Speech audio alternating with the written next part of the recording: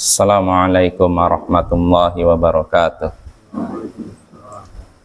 Alhamdulillah.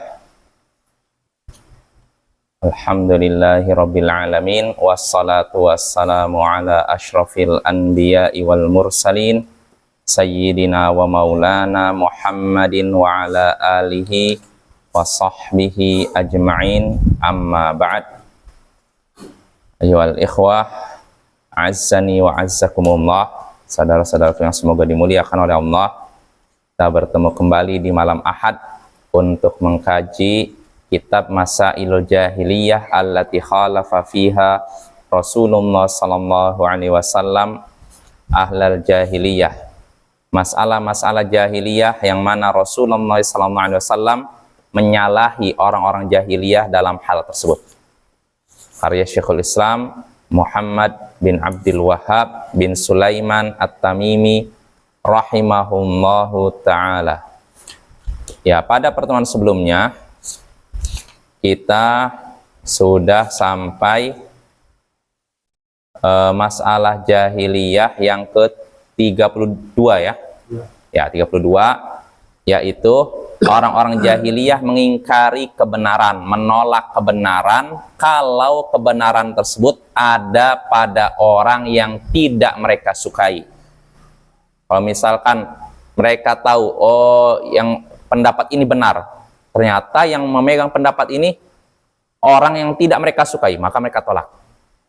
Tapi kalau mereka tahu, oh ini pendapat ini benar, dan ternyata yang mengambil pendapat ini adalah orang yang mereka sukai, mereka pun terima.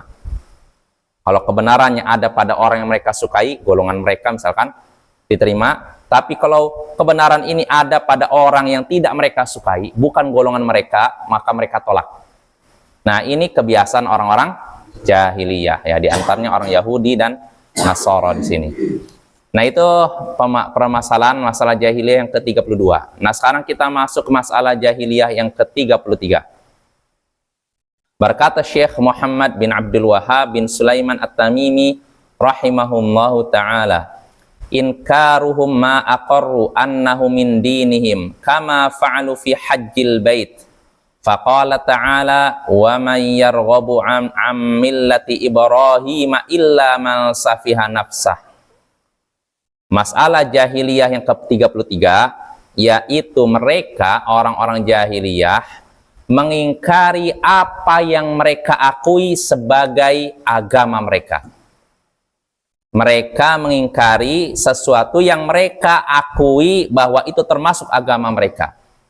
Sebagaimana mereka berbuat atau bersikap terhadap haji, mengunjungi Baitullah. Allah berfirman di sini, wa may yarghabu an millati Ibrahim illa man safiha nafsah. Tidak ada yang benci kepada ajaran Ibrahim kecuali orang yang membodohi dirinya sendiri. Tidak ada yang benci kepada agama Ibrahim, ajarannya Ibrahim, kecuali orang yang membodohi diri sendiri. Nah, ini matan yang disebutkan oleh Syekh, sifat jahiliyah yang ke-33. Sekali lagi, mereka orang jahiliyah mengingkari apa yang mereka akui termasuk agama mereka. Ini misalkan agama mereka akui ini agama mereka, tapi anehnya mereka tolak. Padahal mereka tahu ini bagian dari agama mereka, ajaran mereka, tapi mereka tolak. Contohnya sebagaimana mereka bersikap atau berbuat terhadap haji Baitullah. Haji mengunjungi rumah Allah, itu apa? Ka'bah, Masjidil Haram. Mereka tolak itu. Padahal mereka mengaku mengikuti ajaran Nabi Ibrahim. Tapi anehnya mereka tidak mau haji. Gitu.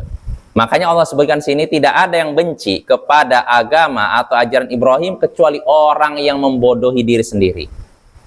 Nah, artinya bahwa Pak, kesimpulannya, sifat jahiliyah yang ke-33 ini, orang jahiliyah itu ucapan mereka, pendapat mereka itu saling tanakud, bertabrakan, kontradiktif. Mereka mengaku mengikuti agama mereka, tapi anehnya mereka malah mengingkari agama mereka. Mereka mengaku mengikuti ajaran misalkan para nabi terdahulu, tapi anehnya mereka menolak ajaran nabi terdahulu. Nah, ini ya, tanakut, kontradiktif ya, bertabrakan. Nah, kita baca saja syarahnya di sini. Jadi mereka mengingkari sesuatu yang mereka akui termasuk bagian dari agama mereka, agama orang jahiliyah. Ya. Di sini kata Syekh Shalih Fauzan menjelaskan matan dari Syekh Muhammad bin Abdul Wahab, asyarah penjelasan, al-Yahud anna yadda'una annahum ala millati Ibrahim alaihi salatu wassalam.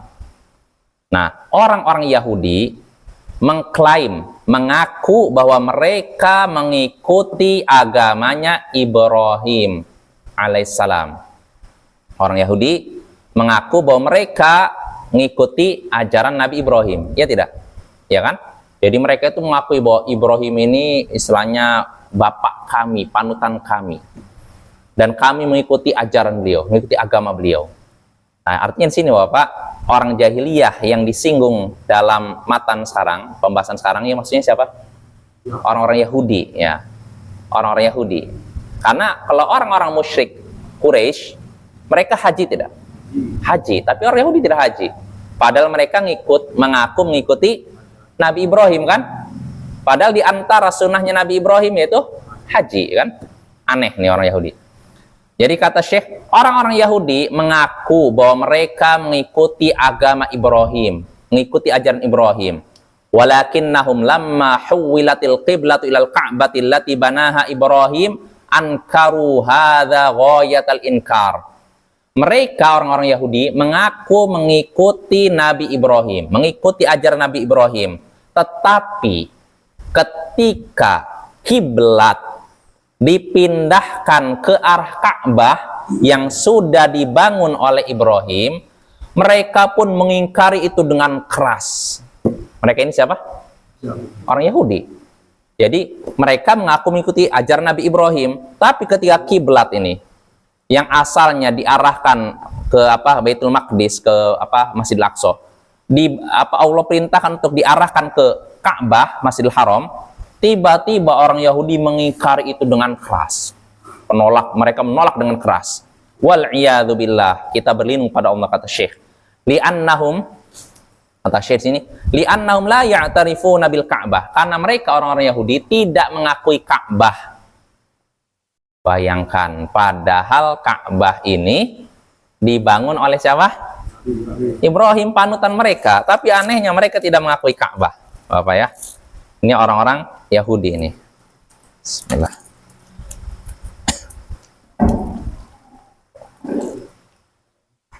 Mereka mengingkari Ka'bah, nggak mengakui Ka'bah. Wala bil hajj alladzi wa min din Ibrahim, dan juga tidak mengakui ibadah haji. Bayangkan, mereka tidak mengakui Ka'bah dan tidak mengakui haji, yang mana haji tersebut termasuk agamanya Ibrahim, termasuk ajarannya Nabi Ibrahim. Nah ini, jadi orang-orang Yahudi tidak mengakui Ka'bah, tidak mengakui ibadah haji, enggak. Padahal itu termasuk ajaran Nabi Ibrahim. Wa yakfuruna bitawajjuhi ilal qiblah wa hum ya'lamuna anna hadza huwal haq. Wa annal Ka'bata hiya qiblat Ibrahim alaihi salatu wassalam. Wa anna Ibrahim huwa alladzi assasa hadzal bait wa banahu bi amrillah. Jadi mereka, kata Syekh, mengingkari, mereka mengingkari perbuatan menghadap ke arah kiblat, yaitu ke Ka'bah. Mereka mengingkari perbuatan tersebut. Mereka mengingkari sholat menghadap ke Ka'bah, Masjidil Haram. Padahal mereka, orang-orang Yahudi, tahu bahwa itulah yang benar. Tahu bahwa itu adalah perintah Allah. Tapi mereka mengingkari. Mereka tahu bahwa itu benar dan bahwa Ka'bah adalah kiblatnya Ibrahim. Jadi Ka'bah ini kiblatnya Ibrahim. Mereka tahu.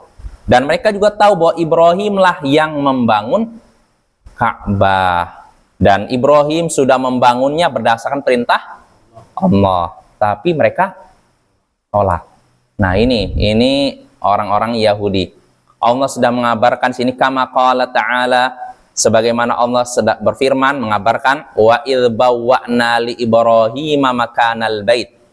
Ingatlah ketika kami memberikan tempat kepada Ibrahim, tempat di al-bait, Baitullah, itu apa? Ka'bah ya.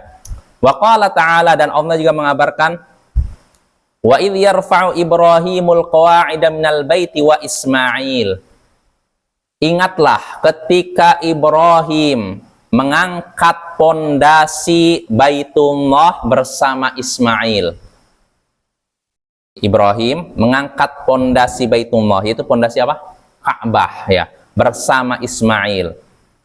Nah, kata Syekh sini, fasaratil Ka'batu min bina'i Ibrahim bi amrillah wa hiya qiblatuh wa hum yunkiruna hadza. Ka'bah tadi kan berdasarkan firman Allah Ta'ala, Allah ngabarkan semua. Ibrahim lah yang bangun pondasi Ka'bah bersama anaknya Ismail. Maka Ka'bah pun termasuk bangunan yang dibangun oleh Ibrahim berdasarkan perintah Allah, dan itulah kiblatnya Ibrahim. Jadi kiblatnya Nabi Ibrahim ketika sholat menghadap Ka'bah, ya. Terus bagaimana bisa pindah ke Masjid Al-Aqsa? Allahu a'lam. Ya, mungkin ada sejarahnya, Bapak ya. Yang jelas asalnya, inna awwala baiti wudi'a linnas lalladzi bi Bakkah. Allah sebutkan surat Ali Imran, sesungguhnya rumah yang pertama kali dijadikan kiblat tempat beribadah yaitu yang ada di Mekah. Maksudnya apa yang di Mekah? Ka'bah, Masjidil Haram. Nah, ini kiblatnya Ibrahim, kiblat pertama umat Islam, kiblat pertama umat manusia. Nah, namun setelah itu mungkin ada risalah wahyu baru memerintahkan ke Masjidil Aqsa. Ya, tapi asalnya Masjidil Haram, ya. Ka'bah itu. Dan inilah kiblat Ibrahim, tapi anehnya kata Syekh, orang-orang Yahudi mengingkari itu. Orang Yahudi tidak mau sholat menghadap Ka'bah. Wa kadzalikal hajj min millat Ibrahim alaihi salatu wassalam wa hum yunkiruna. Demikian pula haji. Itu termasuk ajaran Ibrahim alaihissalatu wassalam, tapi mereka pun mengingkarinya. Nah, orang Yahudi mengingkari lagi. Ma'annahum yadda'una annahum ala millati Ibrahim wa ala dini Ibrahim. Padahal orang-orang Yahudi mengklaim, mengaku bahwa mereka mengikuti ajaran dan agamanya Ibrahim. Ya tidak? Ya kan? Mereka mengaku demikian kan? Lakin hamalahum bughdhu Muhammadin sallallahu alaihi wasallam ala an ankaru hadza kullah. Akan tetapi mereka tahu bahwa Nabi Ibrahim kiblatnya ke mana? Ka'bah, ya kan? Dan mereka tahu bahwasanya Nabi Ibrahim lah yang bangun Ka'bah, kiblat pertama umat manusia. Tapi kebencian kepada Muhammad menyebabkan mereka mengingkari semua itu.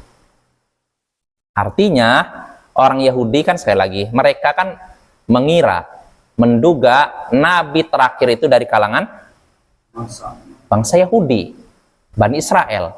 Mereka tunggu-tunggu, ternyata yang muncul dari bangsa Arab. Saking berharapnya mereka kedatangan Nabi akhir ini, Nabi Muhammad ini, pindah dari daerah Syam ke Madinah, bayangkan. Karena digambarkan berdasarkan kitab suci Taurat bahwasanya Nabi akhir zaman muncul di daerah tanah berbatu. Dan mereka mengira, tanah berbatu dari arah ke arah selatan. Kalau dari Syam ke arah selatan, ke arah Madinah. Mereka pun hijrah, istilahnya berpindah dari Syam berbondong-bondong ke Madinah. Sama seperti zaman di abad 20, mereka berbondong-bondong dari berbagai negara menuju Palestina, ya gitu. Kalau ke Palestina, alasannya apa? Tanah suci yang dijanjikan kepada mereka. Tapi kalau mereka hijrah ke Madinah, alasannya apa? Menjemput atau menyambut Nabi akhir, Nabi terakhir, Nabi akhir zaman. Ya, mereka pun berbondong-bondong datang ke Madinah, tinggal di situ, beranak pinak di situ, punya usaha di situ. Mereka tunggu-tunggu kapan nih Nabi akhir zaman ini muncul.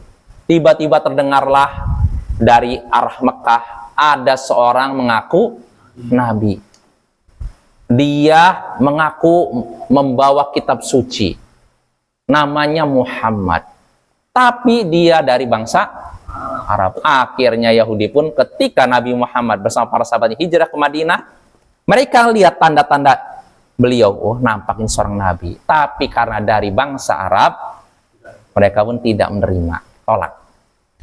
Bukan cuma ditolak, bahkan mereka ingin mencelakakan Nabi, membunuh Nabi Muhammad SAW. Mereka benci. Karena ternyata Nabi ini bukan dari bangsa Yahudi, bukan dari Bani Israel, tapi dari bangsa Arab. Mereka tolak, Bahkan di sini kata Syekh, karena bencinya mereka kepada Muhammad, ini kan bangsa Arab, apapun ajaran Muhammad mereka tolak, termasuk yang mereka akui termasuk ajaran mereka juga. Di antaranya apa? Salat menghadap kiblat Ka'bah. Ini kan sebenarnya ajaran Nabi Ibrahim kan, panutan mereka kan. Tapi karena kebetulan ini salat ini dipraktekkan oleh Muhammad, dan Muhammad ini bangsa Arab, nggak kami akui, akhirnya kami pun tidak mengikuti kamu wahai Muhammad. Kami tidak mengikuti kalian wahai umat Islam. Nah ini ya, ini orang-orang Yahudi ya. Jadi mereka mengingkari sesuatu yang sebenarnya mereka akui termasuk bagian dari agama mereka. Tanakud di sini, kontradiktif, bertabrakan. Mereka ngaku ikut tapi malah mengingkari. Nah ini kan aneh. Nah kata Syekh sini, fal Ka'batu min mirathi Ibrahim alaihi salatu wassalam wa tawajjuh ilaiha bis salat wa qasduha lil hajj wal umrah min dini Ibrahim alaihi salatu wassalam. Ka'bah itu termasuk warisan dari Ibrahim alaihi salatu wassalam. Betul tidak? Ka'bah ini warisan dari Nabi Ibrahim, karena yang bangun siapa? Nabi Ibrahim. Dan sholat menghadapnya lalu dijadikan dituju untuk haji dan umroh, ini juga termasuk agamanya Nabi Ibrahim.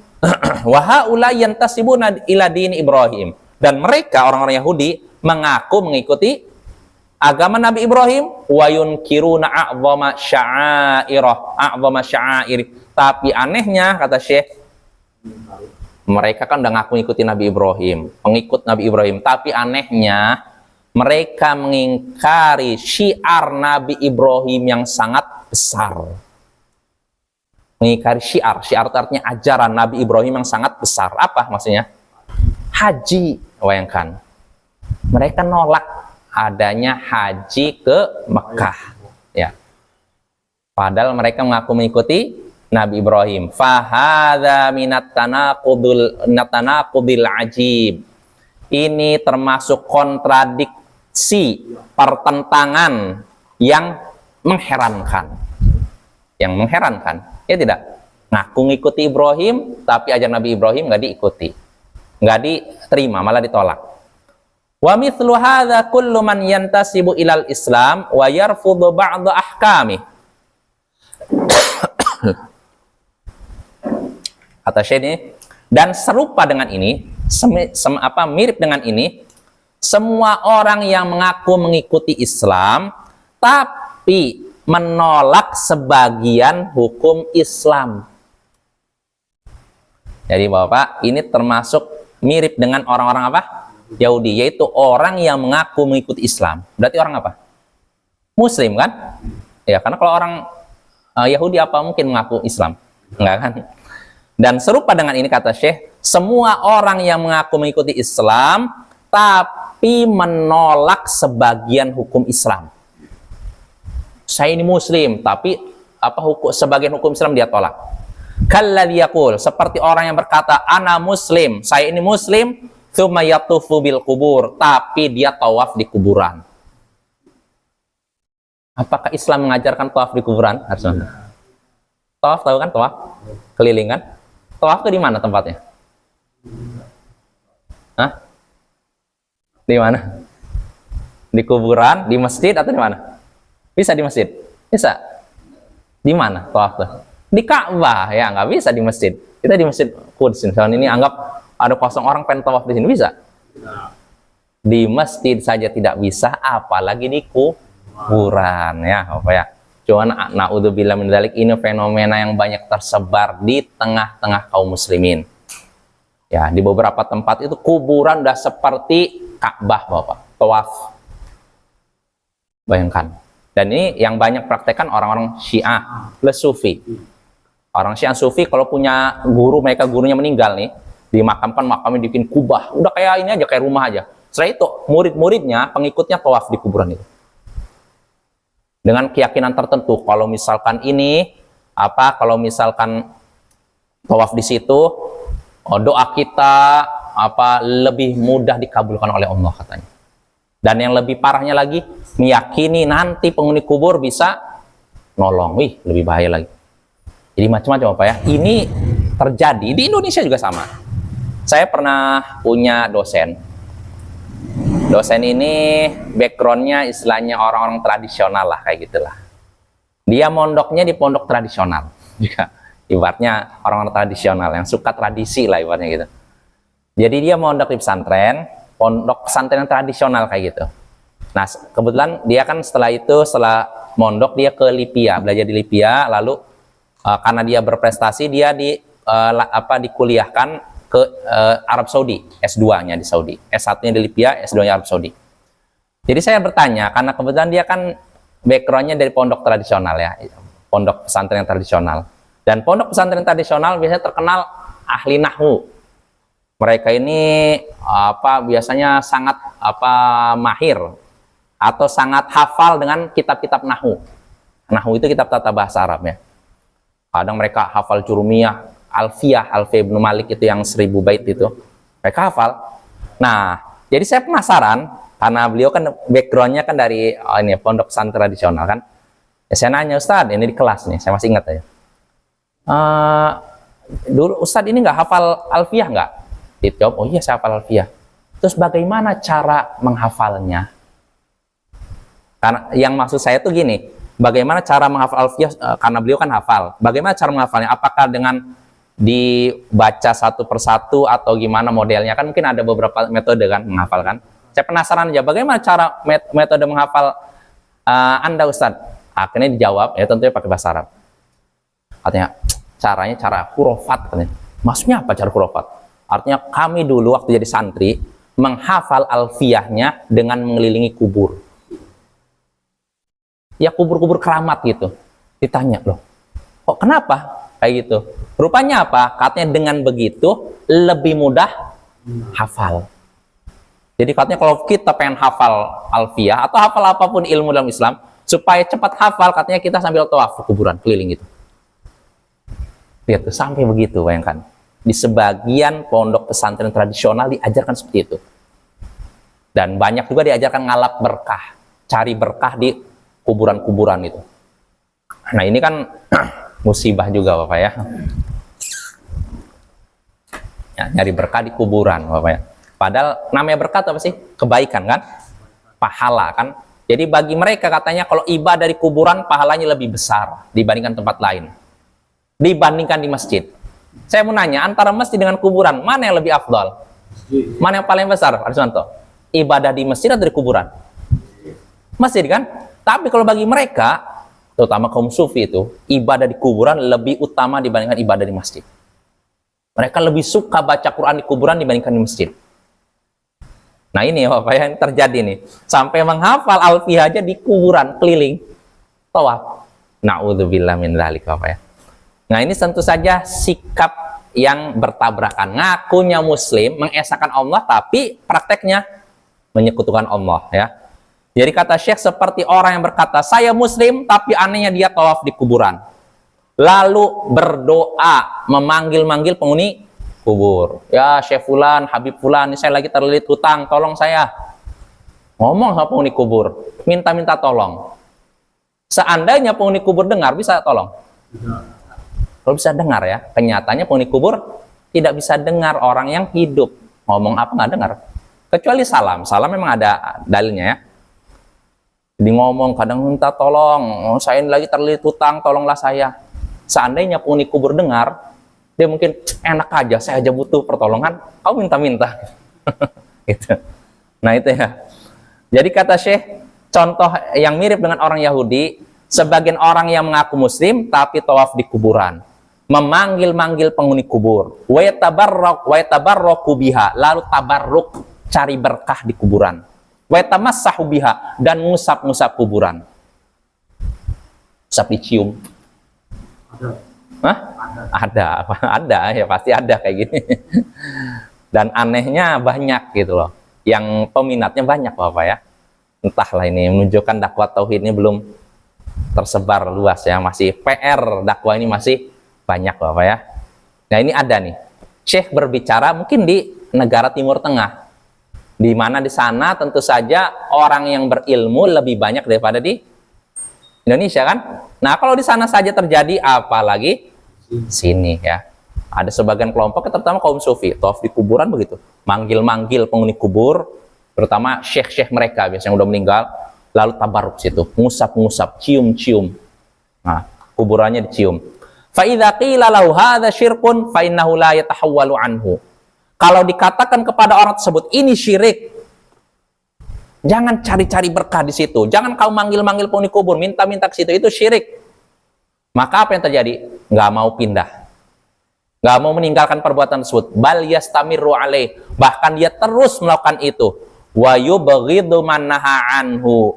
Dan selain terus melakukan itu, dia juga marah kepada orang yang melarangnya. Wa hadza minat tanaqud fil intisab. Ini termasuk tanaqud, kontradiksi, pertentangan dalam masalah pengakuan. Yantasibu ilal Islam wa yukhalifu fi a'zami sya'airi wa huwa tauhid. Mengaku mengikuti Islam tapi bertentangan atau menentang syiarnya yang paling besar, yaitu tauhid. Kan inti dari Islam apa? Tauhid kan? Bagaimana bisa ngaku Islam tapi malah menentang tauhid? Nah ini Bapak ya, ini termasuk sikap tanakut, kontradiksi, pertentangan antara satu perkataan lain. Dan memang itulah sifat orang sesat. Kata Syekh Shalih Fauzan, pernah kita bahas, di antara ciri-ciri orang sesat yaitu tanaqud. Ucapannya saling bertabrakan. Kadang sekarang ngomong A, nanti besok B. Kenapa bisa begitu? Karena mereka tidak punya pegangan. Nggak punya pegangan. Mereka beragama berdasarkan selera dan hawa nafsu. Makanya pendapatnya bisa berubah-berubah terus. Ya beda dengan ahlus sunnah. Ya, ahlus sunnah pendapat nggak berubah. Artinya kalau dalam masalah akidah nggak berubah. A ya A. Jelas apa ya? Karena perkara akidah perkara yang jelas, qat'i ya. Beda dengan masalah fikih yang mungkin ada sisi apa ya? Sisi kesamaran antara ini dan pendapat ini. Mungkin berubah. Orang pertama A jadi B mungkin. Tapi kalau akidah tidak akan ada perubahan.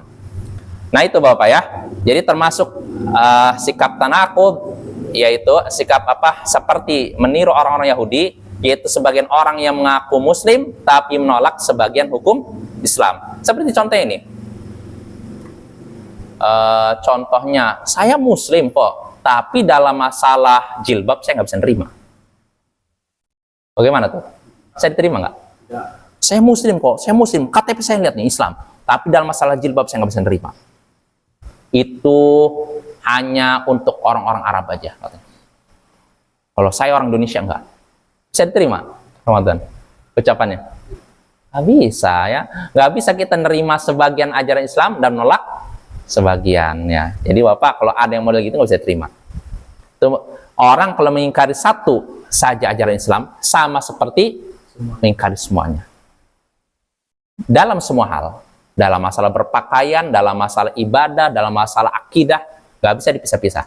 Maka nggak bisa juga kita terima ucapan orang Bapak, terutama ini ternukil saya dapat dari teman, ada seorang tokoh komunis yang terkenal di Indonesia. Dia pernah berkata, saya Muslim, tapi dalam masalah prinsip istilahnya politik saya komunis. Saya Muslim, tapi dalam masalah sikap politik saya adalah seorang komunis. Pernah belajar komunis? Ini nggak nyambung ya. Antara Islam dan komunis bertentangan Bapak. Nggak mungkin bersatu. Maka nggak bisa diterima orang yang mengatakan saya Muslim komunis. Karena antara Islam dan komunis begini nih, nggak mungkin begini. Kalau seorang jadi Muslim nggak mungkin jadi komunis. Kalau seorang jadi komunis nggak mungkin Muslim. Ya nggak mungkin, karena prinsipnya bertabrakan antara Islam dengan komunis dan banyak prinsip-prinsipnya ajarannya yang kalau kita teliti satu persatu nggak mungkin bisa bersatu.